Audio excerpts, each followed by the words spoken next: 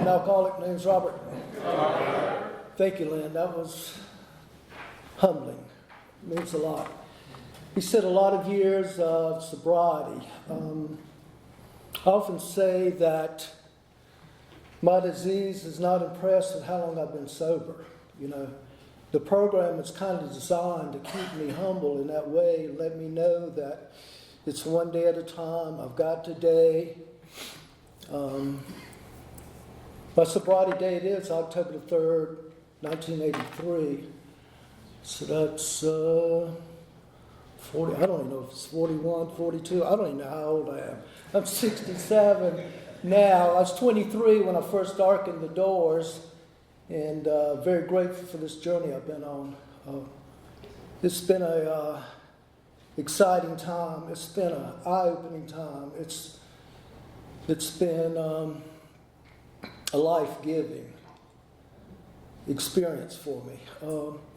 I've always been drawn to the rooms Alcoholics Anonymous.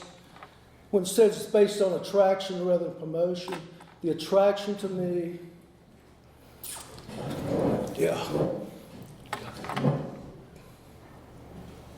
the attraction to me has always been the people, caring for me initially, especially when I couldn't care for myself, and always kept me coming back.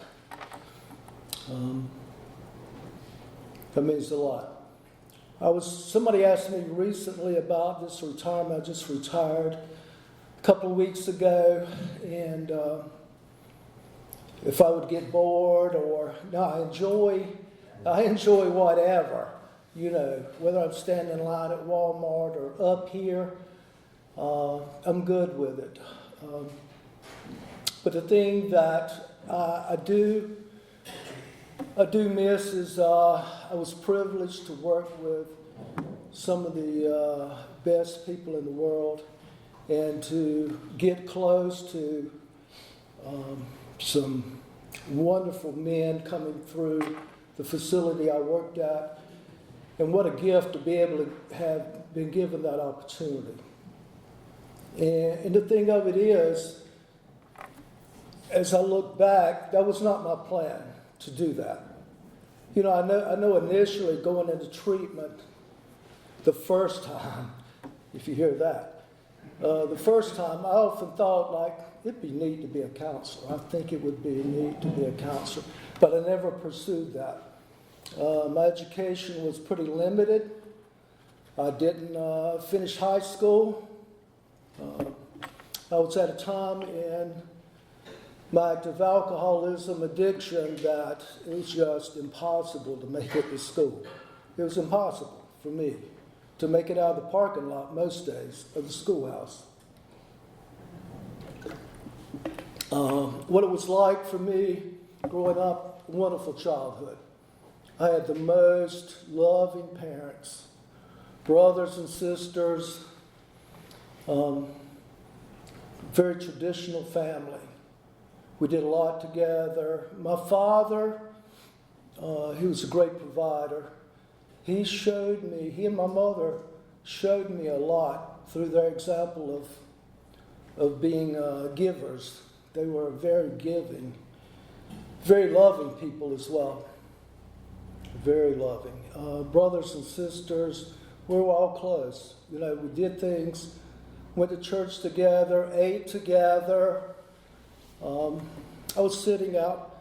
I live in the family home I grew up in, and I ended up purchasing that from the family after my parents passed away. From my brothers and sisters, I ended up purchasing that home. And I was sitting outside. It got a little koi pond without any koi in it. But with a little waterfall, just sitting out there today. And I remember, you know, like family get-togethers, my dad over there churning the ice cream. You know, it's just, everything was just right, it seemed like. It seemed like every day was sunny. Everything was really neat. We did a lot as a family. My father loved music and something spiritual about that. I grew up, he was constantly playing music. And we as a family, like I said, we did everything together. All of us were given, all the kids were given chores. We did things together as a family, keep everything together. And my mother, she was a great cook, and she'd work all day. I don't know how she did it, work all day, come home and take care of everything. And she and my father kind of like worked together. She would cook, Dad washed dishes, we would help clean up. And it was good. It was something spiritual about that to me. I grew up in the neighborhood. My grandfather had a community store about a block away, and I spent a lot of time down there. I was spoiled as a kid by him. My parents really didn't have the money. They took care of us. My father, one of the things, I guess through his example of he would do without so that we would have. And that's something that stands out to me. I guess I can recall the first time I drank. It was not on purpose. I was sick, and I remember sitting on that, I had a cold, sitting on that bunk bed, and my mother bringing some whiskey and honey, and I try not to romance that too much, because I can recall that warm feeling all the way down, And I was thinking about that recently, and I said, I don't need to think about that too much, because that was spiritual in itself. I grew up with a lot of fear. Where that came from, what I think is self-centered fear is at the core of this disease I've got. I know that. Chronic self-centeredness I meet up with it. That's the thing that I found after I stopped drinking, that I was powerless to fix on my own. And trust me, I tried to fix that on my own. No wonder, with all that magnifying mind I've got, that I never could find that ease and comfort. I never did feel comfortable in my own skin. I grew up kind of like, and this didn't come from my family, but I had it. Like, I was less than, in my mind. I wasn't as good as others. I was lacking. And one of the reasons I liked alcohol so much is that it fixed that for me. It fixed that for me. I think it fixed it for the first time when I was like maybe 11 years old, camping out. And it set up a pattern for me. A friend of mine and I, that friend is dead now. He died as a direct result of this thing. But he and I stole some liquor from his mother, she was an alcoholic, and got drunk. That night we camped out. It set up a pattern for me of, I got sick a lot when I drank, but it never stopped me from doing it again. It never stopped me. And I think I passed out, blacked out the first time. And the next day, when I was able to get home, it set up a pattern of lying. I lied about why I was sick, and that started something for me. Like, I'm so very close to my family who love me, and there's no reason for me not to be with them. But it wasn't long after that. I'd like to say this. It sounds like I'm embellishing this story, but it's the God's honest truth. Probably from the time I was 12 years old until I was 23, I sought help the first time. There was not one day after I started rolling in that direction, that obsession, that compulsion, that loss of control was there in my life. It became the most important thing to me, and there was not one day that went by that I was not under the influence. And again, that sounds pretty extreme, but that's the truth. That is the truth. It was that important to me, and I found ways and means to make it happen. My grandfather had that community store. I took advantage of him. He would give me anything in the world. I mean, give me mini bikes, motorcycles, go-karts, you name it. I had the run of the store, run of the cash register. And for me, in spite of all that, in spite of how much he would give to me, I would still take from him when there was no need to. So I started again, lying, thieving. That was me. I was sitting down there in that store. I own that building now. I was sitting down there yesterday, sitting out on the side of it, on the bench, and I remember that time in my life as a 12-year-old boy sitting down there, and the older men who were real alcoholics sitting out there and drinking. And as a matter of fact, one of the first guys who ever went through Samaritan Colony, who ever darkened the door, was one of those guys sitting out there. And I remember them, they would come in and they would get a bottle of Polly Peachtree aftershave lotion, go out there and drink it. That was it. And there was some other guys in the front of the store, like the hung out. This was a hangout place. Older guys, Vietnam War was going on. I looked up to these guys. They were, I guess, role models. You know, in reality, my father was a great role model for me. He was somebody who I always could count on. He and my mother both. I could count on them. Any problem I had, anything, they were there. They enabled me a lot. My mother, more so than my father. And like I said, from 12 to 23, basically I drank a lot. That was it.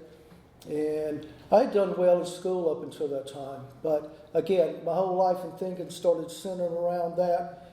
I didn't do the family stuff as much. Isolated. That spiritual thing of disconnection, you know, when I look at that, it took my childhood basically. It disconnected me from my family. I didn't go to the dinner table anymore. I just started eating in my room. And the neighbor right next door, that is one of the older guys who'd come back from Vietnam. He was someone, again, who I looked up to. He had us down there. He trained us in boxing. He was like the biggest drug dealer in the county. And he's somebody that I kind of fell under the influence of him. And, you know, with alcohol and other drugs in my life, I always, whatever, I obsessively and compulsively drank alcohol, don't get me wrong. But I used other mind and mood altering substances that today I think that I'm grateful I did. I think they just enabled me to hit bottom quicker. I think that's what happened for me. So I've got this disease, just obsession and compulsion. But the thing for me that it fixed was that spiritual malady, you know, I talked about, that not being a part of, that being less than, perfectionism, just eat up with chronic self-centeredness where I never felt comfortable in my own skin. And even with alcohol, you know, it knocked most of that off, but not all of it. It didn't fix all of it. But I didn't do well in school after that. I didn't do well in school. And again, I told you, you know, one of the things that with being less than, I feel like in some areas of my life, I had to be I'm not going to see better than, but if I didn't do it well, or if I wasn't getting plenty of attention from it, I wouldn't do it.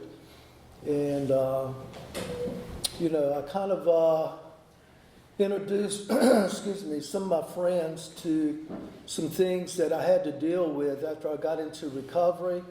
Like how do I deal with the guilt and remorse of, introducing people and to a lifestyle that ultimately led to someone's death.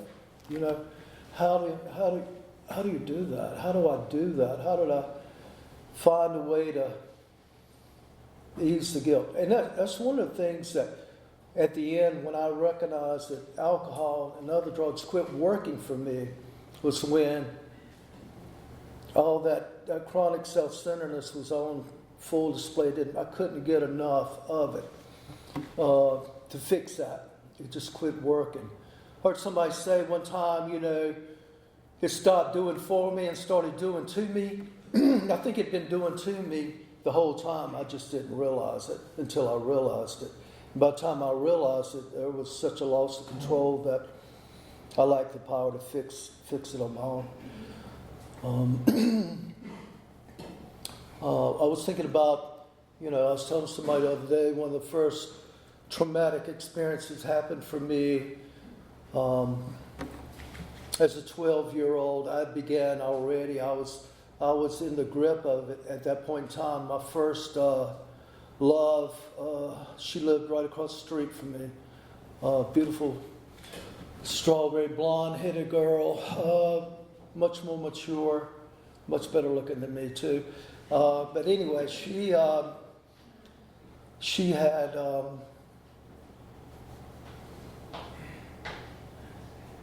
her father was alcoholic. Her father was alcoholic. He ended up in the rooms of Alcoholics Anonymous after I got there. He was very abusive to her, she said. But anyway, she had come by my house. I was 12. I had her washing my mini bike, my motorcycle. It's all about me. She asked me to go down to my grandfather's store with her, and I told her I didn't have time. And long story short, she goes down there, and crossing the road, somebody was really speeding and ran over and killed her. And at that point in time, I didn't deal with things. I lacked the ability to deal with life on life's terms. I'm not to say, I always medicated myself. And at that point in time, I was under influence. I never, ever dealt with that until I got into the rooms of recovery. A lot of guilt and remorse about that, like blaming myself and everything. Like I should have done this, I should have done that. And it was kind of a neat experience when her father, after I got into AA, and he came in as well. And I got close to him. I got close to this man, and I recognized, loss of control. When I drank, I lost control over how much I drank. I lost control over my behavior when I began, and I did. So many numerous things that I said I'd never do, and thank God for a program, 12-step program, right? And for me, I think that was the predominant thing when I arrived in the rooms was guilt, a lot of guilt. I'm grateful I felt that. Because one of the things I read one time, I think for me, and I noticed like maybe the last year I was out there, I read one time like the ability to feel human was lost. That's the way I felt. I didn't feel like a human being. I didn't feel like that. It robbed me of that. And it's just kind of like on autopilot. I'm on The Walking Dead, and I'd been just so disconnected. The last 3 years I was in high school, I didn't graduate. like I said, I couldn't make it to school. I could not make it to school. And when I did, I didn't do well. And I'd done well in school up until like the 6th grade, you know. And I liked at that time, I remember thinking like, I like the attention I'm getting. I'm doing the best I can. I'm getting a lot of attention from the grades and stuff like that. But again, that went out the window once I began. And again, once I began, it was the most important thing in my life. And I think the reason why, other than I was in the grip of it, was like that spiritual thing, like it did for me what I couldn't do for myself. And it made me at times feel like I was a part of, and that I was okay.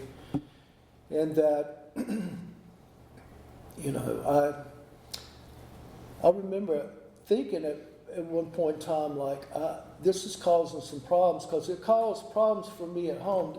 You think as a 12-year-old, you think, where were his parents at? Well, my parents were at home or working or whatever. But they began to, after a while, they began to argue about what to do with me. And my mother, you know, I hate to say that I used my mother's love against her, or against my father, or against my family, but that's what users do, and that's what I did.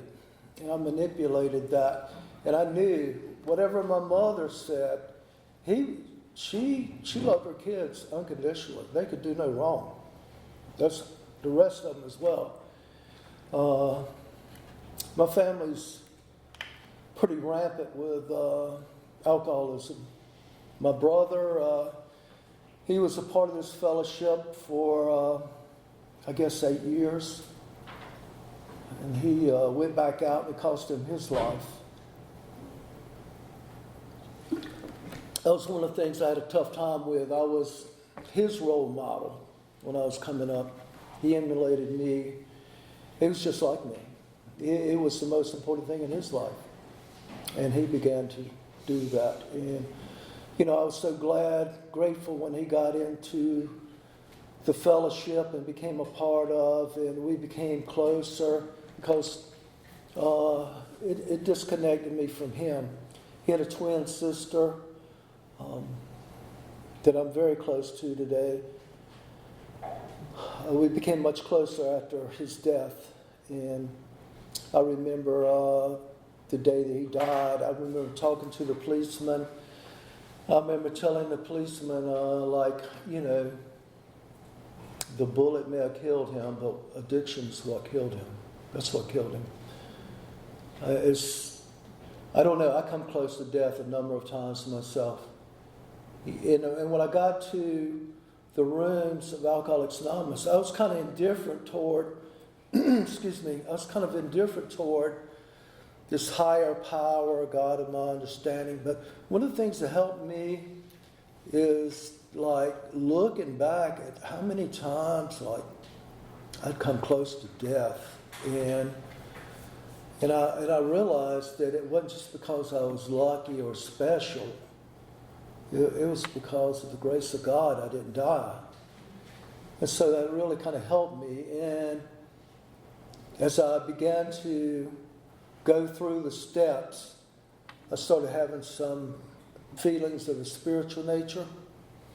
I would say that I was kind of indifferent toward, you know, it's a big deal with honesty, open-mindedness, and willingness. If one of those is missing, it's kind of hard to get the rest of the things.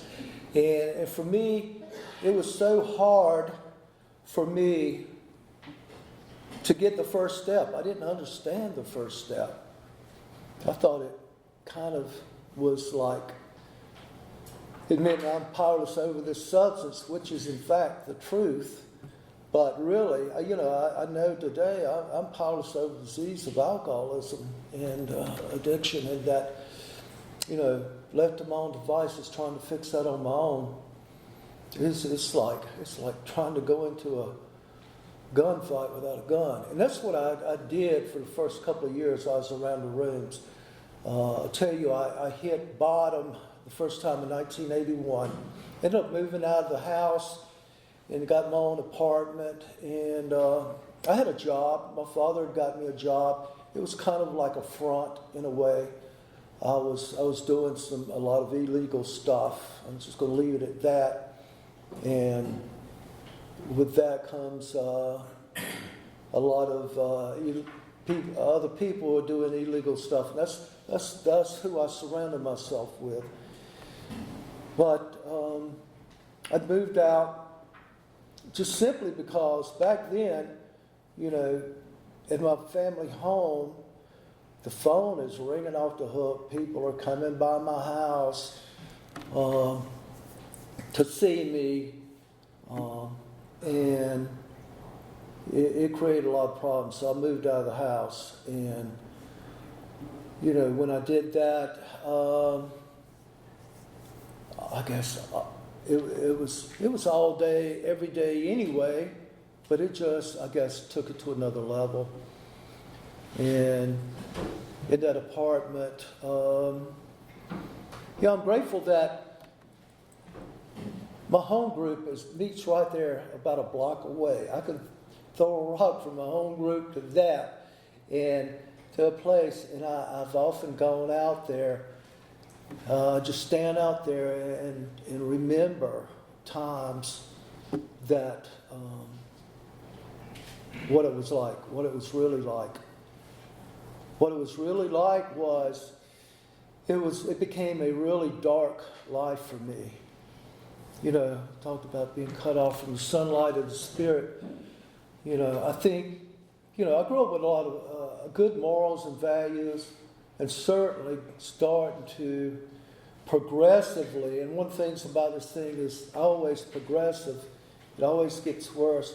And for me, with my drinking getting worse, my behavior getting worse, everything getting worse, it just got darker and darker. And, I mentioned a while ago about the ability to feel human was lost. I read one time too, like it's this sentence just jumped off the page at me, like living skills were reduced to the animal level. I was getting there. And I'm grateful it got as bad as it did. I'm grateful. I began to isolate a couple of years before, not only from my parents, that had been going on, and my family, but I began to isolate from other people that I was associating with. And, that thing of it doing for me what I couldn't do for myself made me, that thing of being able to communicate, be around people, feel a part of, that was non-existent for me at that point in time. And I isolated. And, the old saying, alcoholic alone is in bad company. I was in bad company. And for me, I don't know, I started having, I'm pounding a depressant, my life's unmanageable. It's normal, I think, at that point in time, doing things that go against all, doing things I don't even want to think about, much less talk to anybody about. So, I began to have thoughts like I'd be better off dead. I never had the courage to do that, but I thought about it. I thought about suicide. I really did.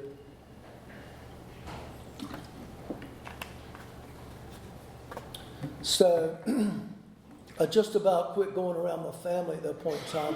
My mother used to bring these, I got a set of steps. It was a 2-story apartment, set of steps. And I remember her coming up there with these big old plates of food, trying to feed me. Eating was not a priority for me at that point in time. Eating was not a priority. And by the time I arrived in the rooms, I was seeking help. And a lot of people are telling me, you need help. The people I'm associating with at times tell me, you need help. And I thought, yeah. But I, I couldn't eat. I couldn't eat. I stayed sick a lot. And again, it wasn't a priority. By the time I arrived in the rooms, I weighed 120 pounds. And, you know, everybody else could see it. I think denial is such a big deal. Like, I could not even see what I couldn't see. I couldn't see it. I could not see it until I could see it. And once I saw it, I was powerless to turn it around. I started trying to quit probably a year and a half before I did seek help. And, you know, I'd take a vacation from work. I got fired from work. Got fired from work twice. It just so happened I worked for a company that was unionized, and I had a union. There's no way I'd be working there without that. And they got my job back for me twice. So one day, like every other day, just getting up and coming to, and with no sense of meaning or purpose to my life, I said, I got to have some help. I've got to have some help. And at the time, I was seeing a lady. She actually was the secretary downstairs at the optometrist's office. And by that time, I had, you know, one of the things I had to deal with when I got to treatment was the fact that I helped influence her, destroy her life. She never even had a speeding ticket in her life. And we were out of control as well together. And while I was in treatment, she ended up getting in some very serious trouble. I didn't realize safecracking was such a terrible thing until I found that out. Found out she was going to prison for it. So anyway, that would have been me. That would have been me going. Also was, you know, that thing of, is it because I saw the light, or was I feeling the heat? It was a little bit of both for me the first time. I called my mother up. I told her I needed help. Ended up going to a doctor, and got me into a treatment center in Fayetteville. And I went there for 28 days and got introduced to the program Alcoholics Anonymous. And one of the things that I did was, when I got out of there, I was able to go to a meeting the first night out back in Rockingham. I was in 1981. I was 23 years old at the time. And I lived in that apartment by myself. And again, alcoholic, alone, in bad company. And it was, she was in some serious trouble, so that connection was gone. I had a hard time even being around my family at that time. Being around my parents, sitting down, talking to them. I'd been so disconnected from them for years. It was difficult, very difficult. But as we say here, keep coming back. I kept going back over there. And I really wanted this relationship with my father. My mother, she was just, no matter what, I always felt like, again, she would love me unconditionally. My father did as well. But thank God for the people in the program. I didn't know the first thing about how to live and enjoy life without it. I've been under influence since I was a child, basically. So I was like a fish out of water. And I had no coping skills, no living skills. As we say, everything I knew about living had nearly killed me. But I remember this. I said something about feelings of a spiritual nature. I remember going over their house after I still lived by myself. After I got off work one day, which was in the morning, I was working third shift, and sitting at that breakfast table, just sitting there with them, eating breakfast for the first time in years. Sunlight coming in the window. I can remember it like it was yesterday. And it was just so simple and spiritual to me. It was something like, man, like, well, this is what I've been missing. I have been missing this. And that's why I told somebody today when they asked me if I get bored. Like, for me, like, I'm good. I'm good. Just anything is good. Now that the light is shining on, it's anything is good. It just really is. I'm good with it. And but it was not like that initially in recovery. I was very diseased. I could not. I had to have something to help me. There was that spiritual void in my life that I kept trying to fix in recovery on my own.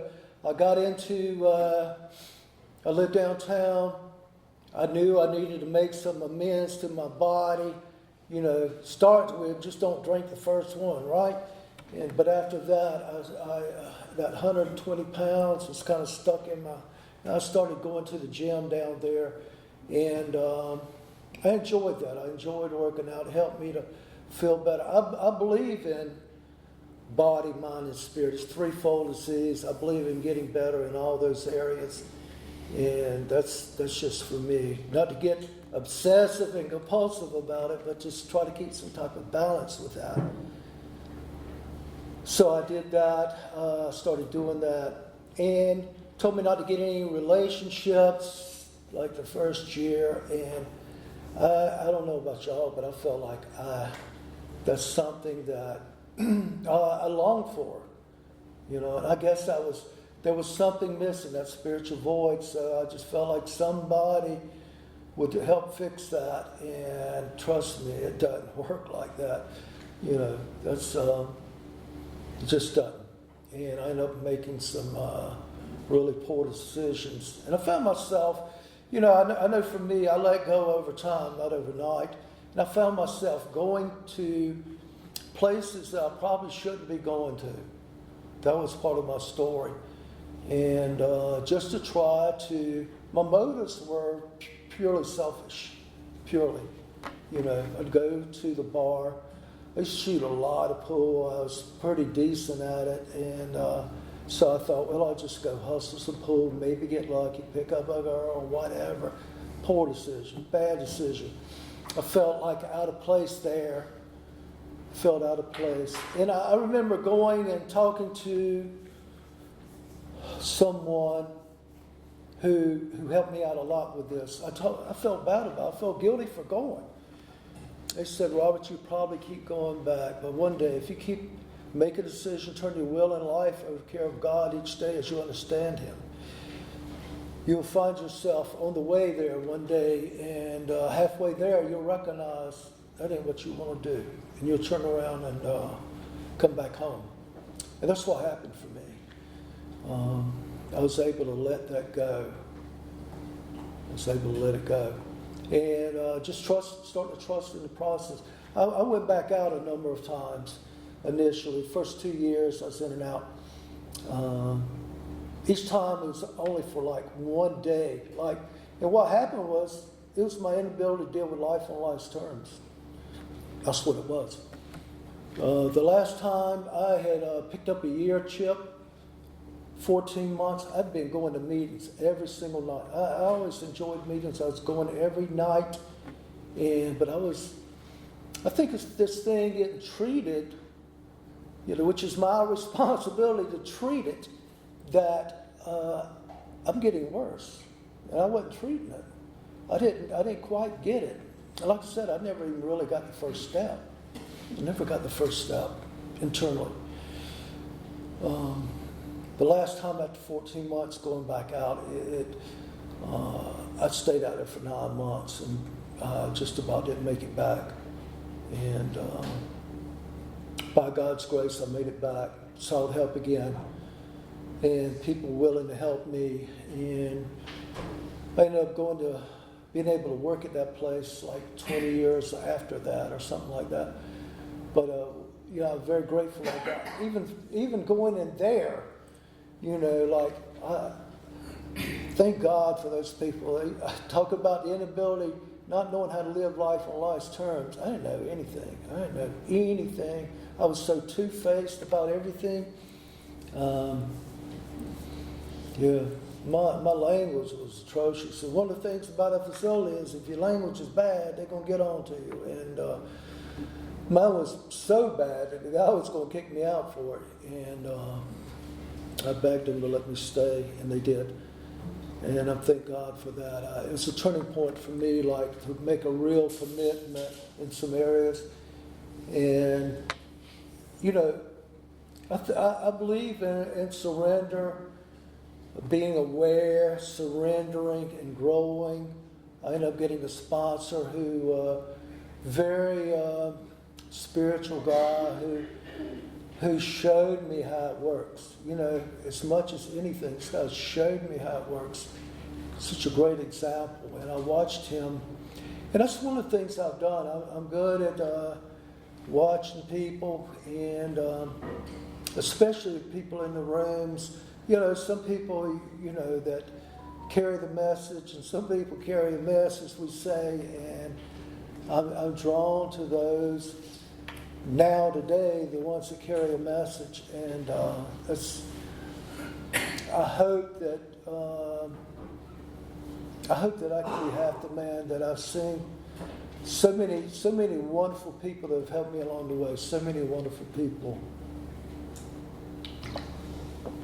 I was talking, texting Jason texted me about speaking tonight. I said I'm a better listener than I am a speaker. I think that's my best gift as the counselor when I was doing that deal, was listening and getting connected with others in that way. I've listened a lot in the rooms, and I've learned a lot, and one of the things that I found is so important is to start to live what I learned. Not just think about it, not just get it up here. I thought it was all about that, acquiring the knowledge, but you know, the knowledge without some type of action is really not nothing, you know. So that's another thing the guy taught me a hard lesson initially. He said, Robert, I've been watching you for a couple of years, and I've seen you talk that talk, but I've never seen you walk the walk. And I knew he was telling the truth, and it hurt. But it was what I needed to hear, and another one of those turning points for me. About 3 years into sobriety, I ended up, I got married. We were married for 18 years. Had a beautiful daughter, wonderful home. Relationships have always been kind of tough for me, you know, and I'm not too good at them. I'm not too good at even picking them, right? Usually, I jokingly say, but it's not a joke, my picker's messed up or something. They got to be sick for me to pick them, you know, and vice versa for them to pick me. So, too sick is sick. So, anyway, married for 18 years, beautiful daughter, ended up getting divorced in recovery. I've been in some long-term relationships in recovery, and you know, I enjoy being in relationships, but I will say, you live with them, can't live with them, can't live without them. It's still tough for me at times. It really is. To take the good with the bad, and I think them with me as well. It's the same thing. I have to take a look at my side of the street. I began the process of the steps, and that to me is what makes my recovery possible, going through the 12 steps. And again, it's more than just learning. I think it's, as we say, practicing these principles in all my affairs. There's so many spiritual principles of recovery that if I'm living, my life is inevitable. I'm going to have an amazing life. And I've had an amazing life. I think about the time that since I started from point A to this day. And I knew that because, it's inevitable. I talked to a lot of people in the rooms with newcomers, stuff like that, with so many fears, which is, I think, predominant with us. A lot of conversations, a lot of meeting topics about fear, right?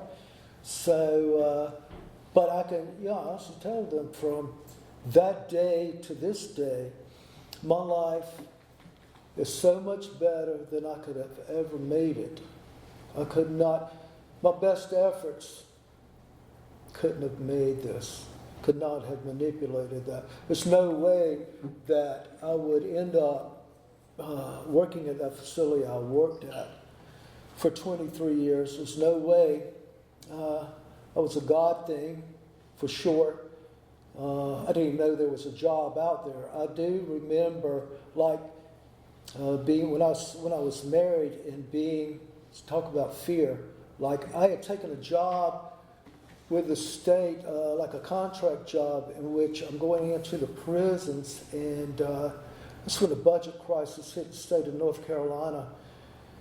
And I'd quit a job of 19 years that I was making pretty good money and great benefits, but I didn't like the job.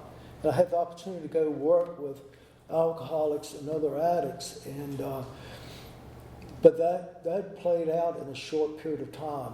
And because of the budget crisis, they cut it out. And so I became overwhelmed with fear. I was married, had a daughter, had responsibilities, and my wife, she worked with the school system, but, I got to a point to where, and I said I had no education. I really had no skills. You can't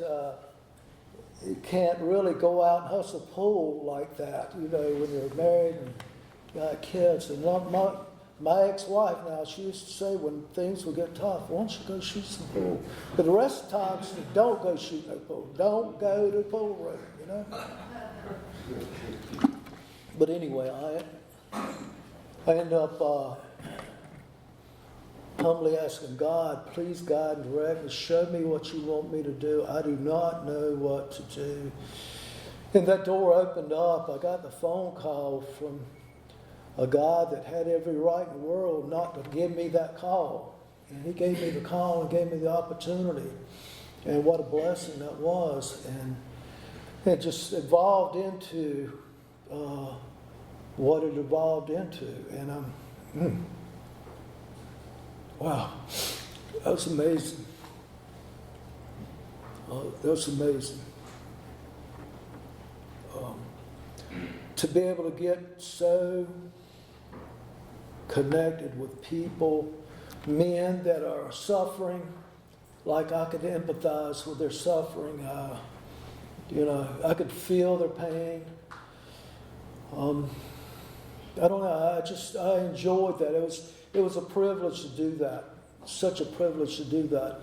It was a difficult decision for me to walk away from that. It's difficult for me to make a decision. But I knew, I kind of started thinking this thing one day at a time. It's 67, it's gotten here pretty quick. And also on top of that, I didn't say anything about it, but 7 or 8 years ago, I had open heart surgery. I had a aortic valve replacement, and I really have, kind of feel like I'm blessed just to be here. And I thought, I'm gonna take it one day at a time, see what happens. And if it's one of the things I truly do believe, if I keep doing what I've been doing, I'll keep getting what I've been getting. And just as alcoholism addiction is progressive, I think for me, recovery is progressive as well. If I'm doing the deal, if I'm living, if I'm applying this stuff, it just keeps getting better. And it keeps getting better. And that's my experience. I know one thing. I've got to do more than just to be abstinent, suit up and show up at a meeting and, hope it's going to get okay. I truly do believe that, for me it is living what I learned, not trying to think my way into it, but living my way into it. And, you know, I'm challenged at times with that. It would be convenient so many times to be dishonest, self-centered, you know, especially fear, like, let me manipulate the situation to my advantage. But it's just something that, I don't know about y'all, but there's a price to pay for that type of behavior for me. And that's part of, for me, coming in here and cleaning house and, you know, put some good stuff in there. I want to try to maintain what I've got. I cherish the relationship I've got with myself. I hated myself for the longest time. I hated myself. You know, I began to see that, thank God, relieved, found I was suffering from a chronic illness instead of just moral deficiency like I thought I had, you know. But anyway, man, this has gone by pretty quick. It's gone by pretty quick for me. Probably for y'all, it might be a little long, but anyway, it's a privilege. Lynn, thank you. Thank you so much for having me, and very grateful for all of y'all, and thanks for letting me share.